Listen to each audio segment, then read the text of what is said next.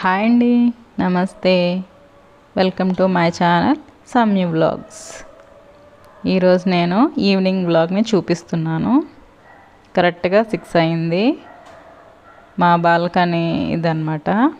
లైట్గా చినుకులు పడుతున్నాయి.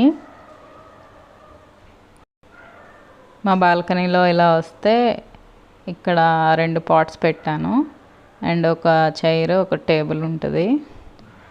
నేను ఎక్కువగా మొక్కల్ని పెంచలేను, అందుకే చాలా తక్కువ మొక్కలు ఉంటాయి. ఇంకా దుప్పట్లు అవన్నీ ఆరేసుకోవడానికి గ్రిల్ సదుపాయంగా ఉండాలని నేను మొక్కల్ని ఎక్కువ పెంచుకోవట్లేదు. ఇటువైపు నాకు మళ్ళీ ఎండ ఎక్కువగా వస్తుంది, సో దానివల్ల మొక్కలు చనిపోతుంటాయి. సో అందుకే నాకు ఇష్టం లేక ఇంకా మొక్కలు తక్కువగానే పెంచుకుంటున్నాను. ఇక్కడే వాషింగ్ మిషన్ ఉంటుంది. ఇంకా బట్టలు ఆరేసుకోవడానికి రాడ్స్ కూడా సీలింగ్కి ఇలా ఫిక్స్ చేయించాము. ఎప్పుడైనా వాషింగ్ మెషిన్కి దగ్గరలోనే బట్టలు ఆరేసుకునేటట్టు ఉంటే చాలా సదుపాయంగా ఉంటుంది మనకి. ఇంకా లైట్గా చినుకులు పడుతున్నాయి కదా, ఎవరు అంత బయట కనబడట్లేదు.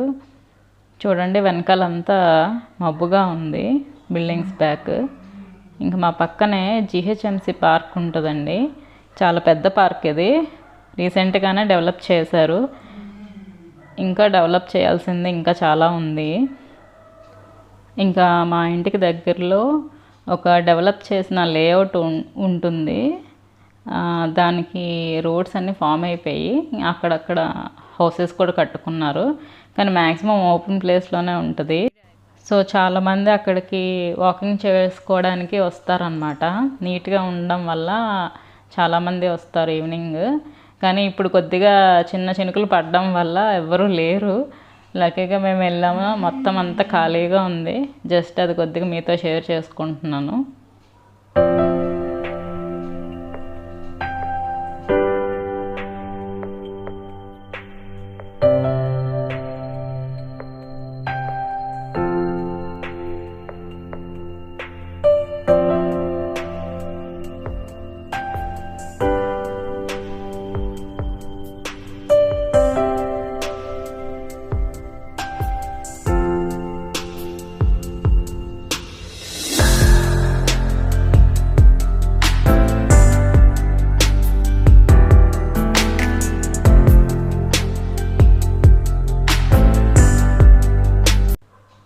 ఇంకా ఇంటికి వచ్చేసరికి బజ్జీలు చేద్దామని ఆలోచన వచ్చింది. ఇంకా వర్షాకాలంలో బజ్జీలు లేకపోతే ఎలాగా అనేసి ఇంకా అన్నీ కట్ చేసుకుని పెట్టుకున్నా.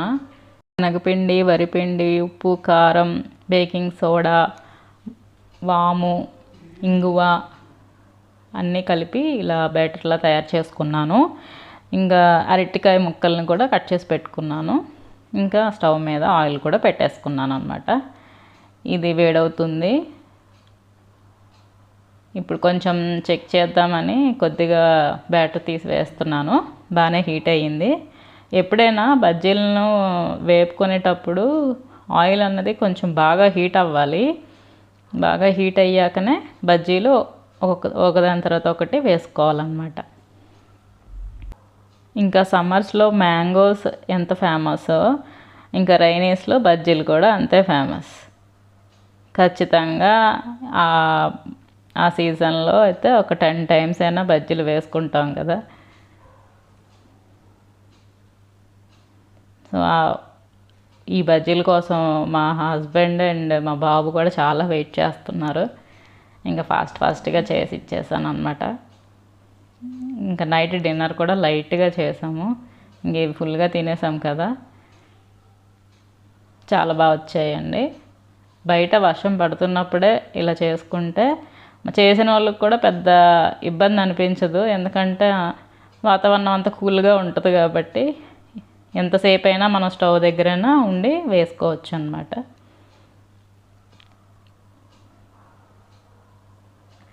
నేను బజ్జీ పిండి అన్నది అంత తిక్కుగా కలుపుకోను. అది కొద్దిగా పలుచగా ఉంటేనే మాకు ఇష్టం. మీకు ఇంకా తిక్కుగా కావాలంటే శనగపిండి ఎక్కువ వేసుకొని కలుపుకోవాలి. ఉప్పు కారాలు కరెక్ట్గా చూసుకోండి. బజ్జీ తిన్నప్పుడు మాత్రం చప్పదనం లేకుండా సాల్ట్, కారం సరిపోయేటట్టుగా వేసుకోవాలి బ్యాటర్లో. మీకు ఒక వాయి వేసిన తర్వాత మీరు టెస్ట్ చేసుకొని మళ్ళీ ఆ బ్యాటర్లో మీరు సాల్ట్ ఏది సరిపోకపోయినా కూడా మీరు వేసుకోవచ్చు. సో ఒక వాయి అయిపోయింది, ఇంకో వాయి వేస్తున్నాను. అవి కూడా అయిపోవచ్చింది. ఒక 3-4 బ్యాచెస్ లాగా వేసాను నేను. ఇంకా ఈ బజ్జీలనే కాదు, పకోడీలు, కాలీఫ్లవర్ పకోడీ ఇవన్నీ ఇంకా చేస్తూ ఉండాలి ఈ వర్షాకాలంలో అయితే. ఇదండి ఫైనల్గా ఇలా బజ్జీలు రెడీ అయిపోయాయి. మంచి కలర్ వచ్చింది కదా, చూస్తుంటేనే నోరు ఊరిపోతుంది కదా.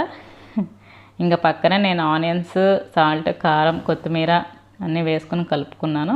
ఇలా సైడ్గా అది పెట్టుకొని తిన్నా కూడా బాగుంటుంది. చూసారు కదండి ఈరోజు నా వ్లాగ్. నచ్చిందనే అనుకుంటున్నాను. Please subscribe my channel. మళ్ళీ నా నెక్స్ట్ వీడియోలో కలుద్దాం. అంతవరకు బాయ్. Thank you.